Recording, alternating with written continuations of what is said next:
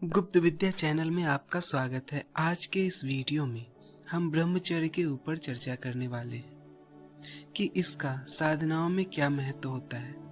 प्राचीन समय से ही साधनाओं के समय स्त्रियों से दूर रहने को क्यों कहा जाता है, इस पर इतना जोर क्यों दिया गया है। क्या ये सब सिर्फ एक भ्रांतियां हैं या इसके पीछे का सच क्या है, इसके पीछे का कारण क्या है। जबकि कई तांत्रिक साधनाओं में स्त्री के संग का विधान होता है, पंचमकार की साधनाओं में स्त्री संग का विशेष महत्व होता है। कहीं भोग से अलग होकर सिद्धि पाने का विधान है तो कहीं भोग के द्वारा ही सिद्धि पाने का विधान है। दोनों में सही क्या है, ये विषय बहुत बड़ा है। फिर भी इस छोटी सी वीडियो में कुछ हद तक इसे जानने का प्रयास करेंगे। तो आइए जानते हैं। हम सभी जानते हैं कि ब्रह्मचर्य का अर्थ सामान्य तौर पर वीर्य रक्षा से ही लिया जाता है।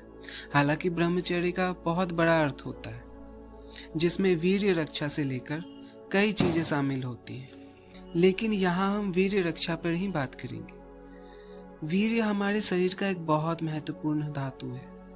शरीर में और भी अन्य कई धातुएं हैं जो जरूरी हैं, पर वीर्य पर इतना जोर क्यों दिया गया है?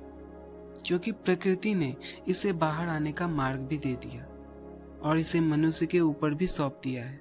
वो चाहे तो इसे बर्बाद कर सकता है, वो चाहे तो इसकी रक्षा कर सकता है। अन्य कोई भी वस्तु, अन्य कोई भी धातु मनुष्य की चेष्टा से बाहर नहीं आ सकता, पर वीर्य मनुष्य की चेष्टा से बाहर आ सकता है। हमारे संतों ने इसे जीवनी शक्ति का नाम दिया है। ब्रह्मचर्य को मजबूती से पालन करने को कहा है। अब बात आती है कि आज के समाज में इस पर इतना विवाद क्यों है। क्योंकि कुछ ज्ञानी लोगों ने इसका खंडन भी किया है कि ये प्रकृति की नैसर्गिक क्रिया है, हमें इसे नहीं रोकना चाहिए। प्राचीन तंत्रों में भी संभोग का विधान है, तो हम किसकी माने? यहाँ एक बात जाननी बेहद जरूरी है कि प्राचीन तंत्रों में संभोग का विधान होता था, लेकिन उसमें भी वीर्य रक्षा का महत्व था। जब ये साधना प्रक्रिया होती थी, जैसे पंचमकार की साधना जिसमें स्त्री संग का विशेष महत्व है, उसमें पहले साधक को कई दिनों तक ब्रह्मचर्य का पालन करना पड़ता था। और भी कुछ गुप्त यौगिक क्रियाएं थी, जैसे मूलबंध, वज्रौली मुद्रा, जिसे कि वे सिद्ध करके रखते थे, जिससे कि उनका अपने वीर्य पर, अपने काम ऊर्जा पर वश हो, क्योंकि इसी काम ऊर्जा को वो ऊपर उठाकर अनंत शक्ति को पाते थे। उनके लिए मैथुन केवल एक माध्यम होता था साधना का, वे उनमें लिप्त नहीं होते थे। इस क्रिया के लिए भी बहुत ही बलपूर्वक ब्रह्मचर्य का पालन करते थे।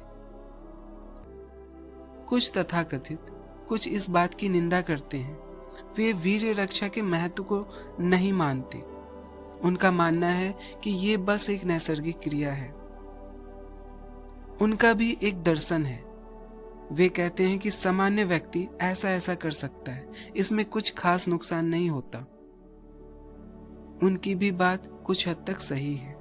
हालांकि जब एक साधक एक लेवल पर आ जाता है, तब उन्हें भी ये कठोरता के नियम उतने मायने नहीं रखते।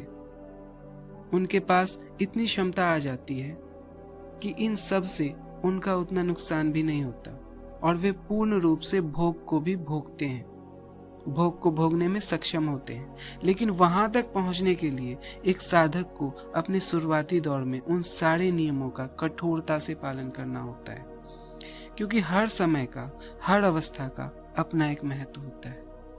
और जिसने अपने जीवन में सही समय में सही कर्तव्य को जान लिया और उसे निष्ठापूर्वक अपना लिया, तब वो अपने जीवन को सार्थक बना लेता है। कुछ भी सही या गलत नहीं होता, बस सही समय में सही चुनाव हमें सही बनाता है। पहले गुरुकुल हुआ करते थे, क्योंकि संस्कार के साथ साथ एक मजबूत व्यक्तित्व का निर्माण होता था। उसके बाद वो गृहस्थाश्रम में प्रवेश करते थे और अपने सांसारिक जीवन को जीते थे। आज ये व्यवस्था नहीं है, पर हमें अपने आप में इस व्यवस्था को कायम करना होगा। इस व्यवस्था को लाना होगा। शुरुआती दौर में ब्रह्मचर्य के पालन की बहुत आवश्यकता है, वीर्य रक्षा की बहुत आवश्यकता है, आहार विहार और भी कई नियमों की आवश्यकता होती है। तब वे अपने साधना जगत में बहुत ही रफ्तार से ऊपर उठते हैं। बहुत ही कम समय में वो बहुत कुछ उपलब्ध कर लेते हैं, बहुत सारी सिद्धियों को पा लेते हैं। उनकी तुलना में जो इन सब नियमों का पालन नहीं करते, उन्हें बहुत लंबा समय लग जाता है कुछ भी पाने में। मन एक ऐसी चीज है, अगर इसे थोड़ा सा नीचे गिराओ तो वो गिरता ही चला जाएगा, और वो कितना गिरेगा उसका कोई ठिकाना नहीं है। जब तक आप उसे रोकेंगे नहीं, तब तक वो गिरता ही चला जाएगा।